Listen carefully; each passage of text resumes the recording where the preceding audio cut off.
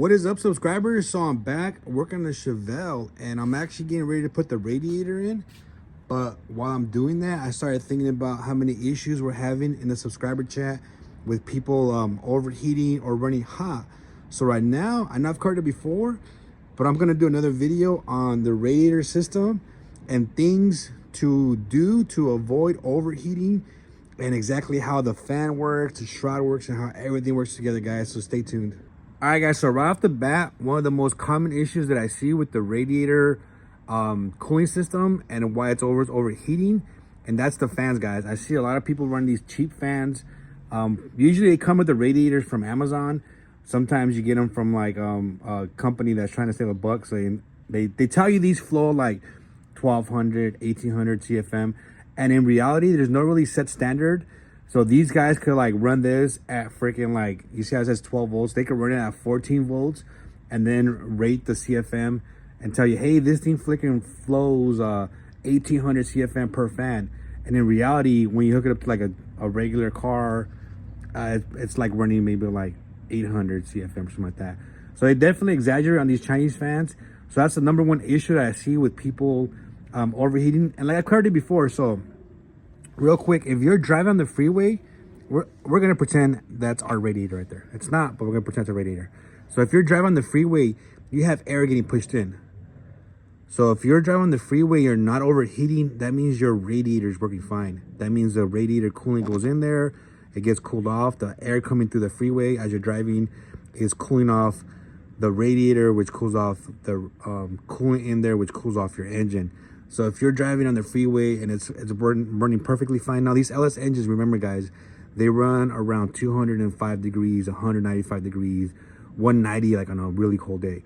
So they're gonna run hot, hotter than the old school Chevy blocks. So if you're driving the freeway and it's running fine, but then you go into like stop and go traffic, or you're driving the city and you see it climb past like 215, 220, that means your fans that's on the other side, they're not sucking in the same amount of air that it was getting on the freeway.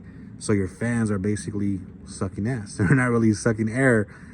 And there's a few reasons for this. So even if you have like one of the best, like let's say you run Spall fans, which I really recommend.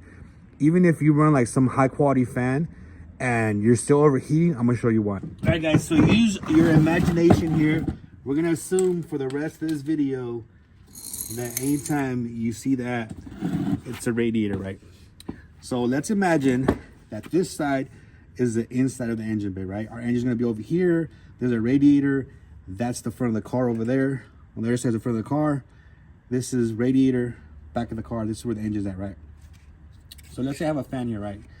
Now let's say this fan is like a quality fan. We're gonna assume that it's like a Spall fan that flows like 2000 CFM, right? If I mount this fan right here, how much air is it gonna suck into that radiator? Now, the fan is gonna suck in air through the easiest place possible, right? So if it has an option to suck in air through these little ports here, these little holes here, or just through the outside, through here, even through here, where's it gonna suck it in at? It's obviously gonna suck it in through here, right? All through here, here. It's not gonna suck in much air through the radiator, if any. Probably not even at all, especially if I put it this far. Now, what if I move it that close? You think that's gonna make a difference? You think it'll start sucking in air through here? Maybe a little bit more, right? So now what we're gonna do is we're gonna figure out a way to seal this off to that. So it has to suck in air through there, right? So what if we develop a shroud that, bear with me real quick. I'm making a shroud. So what if I have a shroud that I put on my radiator, and I put the fan right here? Hopefully you guys can see that. And if I seal it off, where's it gonna suck in air now? Through the radiator, right? Because it has no option. It can't suck it into the sides no more because it's sealed off. And it has to suck it into the radiator. Now, what if I put my shroud and I move the radiator, or I move the fan out a little bit? Where's it gonna suck in air out of that? Some to the sides, maybe some to the shroud. So the reason I'm pointing this out is I see a lot of times where people will have a shroud bolted up to the radiator, but they have gaps in between here. Gaps, right? So the more gaps you have here, the more air is gonna suck in through here. And obviously you wanna cover as much as you can of the radiator. So you might wanna put 2 fans, one here and then one here, to cover up as much area as you can. The radiator sucking in as much air. But it doesn't matter if you have 2 fans if you have gaps in between that. So you don't always need a shroud, guys. They have kits where you can actually bolt this up straight to the radiator, just like that. And it's gonna just suck in air through here. It won't suck in through here, or even over here, unless you put another fan, but it's gonna suck in through here. And those kits are actually pretty efficient. So if you actually bolt it up straight to there, and actually I use, I would put a sealant here, and I'm gonna put the link or the description of the sealant like right here. I can't fucking tell where I'm putting it, but I usually use like a rubber, pliable sealant that I put here when I bolt it on, so that way it seals completely up against the radiator, and that would prevent it from like having a gap where it sucks in air. It'll still be efficient, but I want it to be 100% efficient if possible. All right, so this is a radiator from Be Cool, and you can see it comes with a shroud. What I don't like is this shroud is universal, so it's made to fit different radiators that they make, but they have an issue where it's not really an issue. I mean, it's still efficient and it's still going to keep cool, but it has gaps all through here, all the way down. So what I did was I bought some of this foam, links right there, and I used it and I put it in between the shroud and the radiator, so that way it completely seals up the shroud to the radiator. And you can see how some of these radiators will have flaps. Some of them just have like little slits, and what that does is, as the air is coming in as you're driving the freeway and the air is coming in, this flap will open up and allow air to come in through all these ports up here, these ports down here. But now when you're stop and go traffic, if these were still open, what would happen? The fans will suck in air through here. So instead, gravity holds them down a little bit, and then once you start sucking in air, it'll suck them closed. So it's a good design, because it'll allow it to open up to get maximum airflow through here on the freeway. And then once you hit stop and go traffic and there's no air flowing through here, when this starts sucking them up, it's gonna suck into the inside, so it's gonna suck these closed. So that's not a bad design. I've seen different versions of it, but for the most part, most people use flaps like this. So once you have your radiator installed, the next thing people have issues with is getting air in the system, or should I say getting air out of the system. So a lot of times, people don't know how to bleed it correctly. So the correct way to bleed it, I mean, you can use that shit, but a lot of times people don't have air compressors and a lot of money, especially if you're doing a little swap. You're probably on a budget, and if you're on YouTube looking for videos, you're on a bigger budget, so you don't need that stuff. This is the best way to bleed it, and I'm gonna show you guys how. All right, so the first thing is I recommend is a Prestone, the green stuff, this stuff right here, concentrated. Get the concentrate, don't get the pre-mixed stuff, because you're gonna get more bang for your buck if you get the gallon of concentrated stuff. And then you're gonna mix it with distilled water.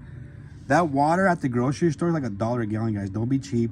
You can use tap water. There's not a huge issue with tap water, but that one's gonna help it to where you don't have a lot of corrosion or rust in your radiator over the life of your radiator system. So mix it 50-50. I like to do it. If you don't put antifreeze, 2 things: the water that you put in there will freeze. That's why it's called antifreeze. And if the water gets hot enough, it'll boil. So these engines can run up to like 210 degrees, 220. I remember, I think water boils at 220 or 212 degrees. So if that shit gets hot and it boils because you don't have antifreeze, guess what happens to that? It turns into steam. So steam is not able to cool as efficiently as water. So you don't want that to turn to steam. You want it to stay water. So do a 50-50 mix. Worst case scenario, if you want to like run super cool because you think you have a drag car, you can run that with water wetter.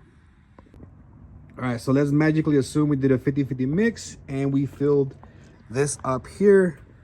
So the way I like to fill them up without using that system over there is I fill up this as much as possible, right? All the way to the top. Make sure you have your overflow can. We're gonna cover that in a little bit why you need an overflow can, but for now, we're just gonna fill it all the way up, right?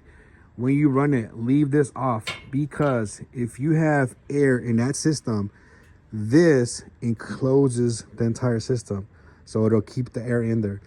If you fill this all the way to the top and there's air in the system, you start your vehicle, this will start to bubble because the air is finding its way out. So they come in here, it'll bubble, run the engine to around 180 degrees, 200 degrees maybe. Just let it get warm. It doesn't have to be a specific degree, but get it hot. Get it like 195 degrees. If you want a specific number, let's say 195. You're gonna run it. This will start expanding because obviously when fluids or anything gets hot, it expands. So fluid is gonna start expanding. When you get it hot, either get it hot till you hit that temperature or until this starts pouring out. Let's say you hit 180 degrees, this starts pouring out, go ahead and shut it off. You gotta let it cool down. So what happens when it cools down? It goes down, right? So when it goes down, you're gonna top it off again once it goes down. And if it started overflowing before you hit 195 degrees, then you're gonna go ahead and let it go down, top it off, cap it off, and then let the overflow go into your overflow reservoir. Now, if it got to like 180 degrees and it started boiling off, then you either had a lot of air in there or you had too much coolant. So either way, same procedures. Just top it off there, put the cap on. After it goes, let it cool off. Let this come down. Top it off, put a cap on there. Make sure you're running your overflow reservoir. So now let's go over why you need an overflow reservoir. So like I mentioned before, when anything gets hot, it expands. Water is no different. So that when the water, the coolant in your cooling system gets hot, it's gonna expand, right? So whatever you had here, if you have it capped off and it wants to expand, it needs to go somewhere, right? So I covered it before. This right here has a little spring that keeps it closed right here. So this seal pushes up against that. When the pressure in here, when stuff gets hot, obviously it creates pressure because it wants to expand. But if you have it enclosed where it's capped off, it'll expand to a point where it builds enough pressure. This thing's set to around, I think it's 15 PSI. So when it reaches 15 PSI of pressure, it'll push that spring up like that. And then it'll allow it to go through this overflow tube here, come this way and go over to your overflow reservoir. So the reason you want to have one of these is because as it expands, it's going to push cooling out. But what happens when it cools off, right? Now you're going to have a gap. You're going to create a vacuum. If this is sealed off, you're going to create a vacuum because all that coolant is contracting, is creating a vacuum inside. Well, now you'll suck all the coolant back through here because this also opens up the other way. I did it before. It's hard to do with one hand. But you see how that opened it there? So that's off a vacuum, right? It's sitting like this. And the vacuum in there pulls it open. So it lets coolant go through here because it's no longer sealed. So when this cools off, creates a vacuum and it sucks out the coolant that was here. So when it gets hot, this will fill up. When it gets cold, this will drown down. So that's why you always want to fill it up. This part here, when it's cold, open it up, fill it about halfway. You can go all the way if you want. Because what happens is if you put too much in here, let's say you fill it up all the way. Let's say this is all the way complete, topped off. Anything extra when it gets hot, it's going to push out this way. And if this is already full, it's going to push the rest of it out. And you usually have a drain hose. So don't worry if this was leaking. It just means you have way too much coolant in your system, which is fine. So if this is topped off, this is topped off. When it gets hot, push it out this way, gets rid of all the excess coolant. And let's say it pushes all the way out, right? 200 degrees, you're running fine. And then you're all the way up here. This is still full. Well, when it gets cold, it sucks it back down because it sucks it back in there. This will go back down. So now you're perfect. You don't have to keep adding this every time you get cold. Once you have it set, you're not overheating, everything's good, you're fine. Don't have to worry about it again. Unless you have a leak or replace a coolant hose, something like that, then you mess with this again. But once it's set, you should be good to go. So I've seen some shops cap this. I've seen people put a plug on it. I've seen some YouTube people that are LS swap people cap this shit off and do other kinds of crazy stuff. That's a no-no, guys. You need this as part of your cooling system. If not, it won't be efficient.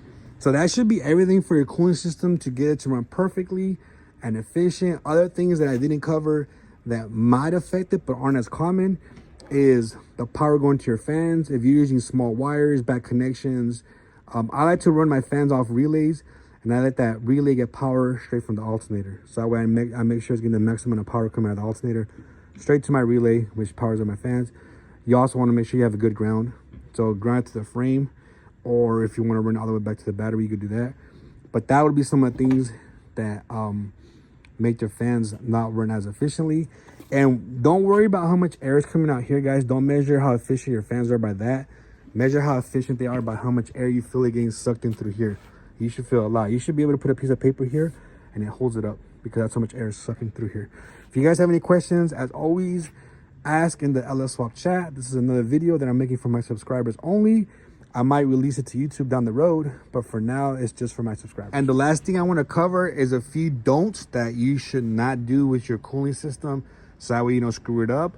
Do not run your radiator, your engine with this off for a long time because it needs to be capped off once it gets into operating temperature.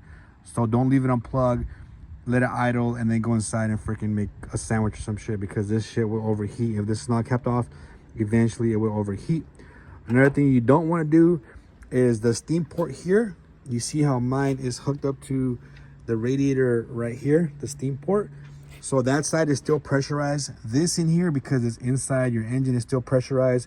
So you do not want to run that hose to this nipple here and tee it off to your overflow reservoir because that is not pressurized. Everything from here this way is pressurized.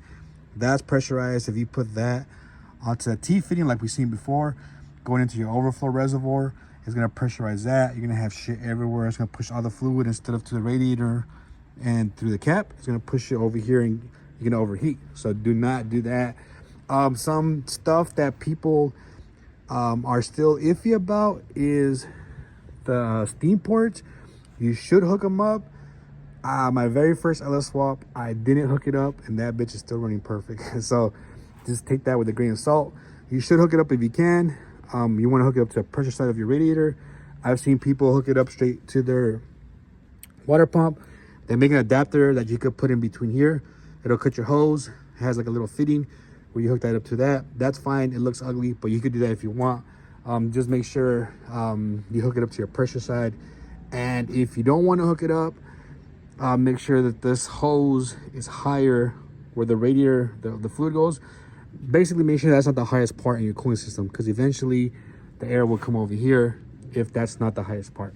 Okay, again, guys, questions, hit up the LS Swap chat in the Instagram. You must be a subscriber to ask questions there. Have a good weekend, guys.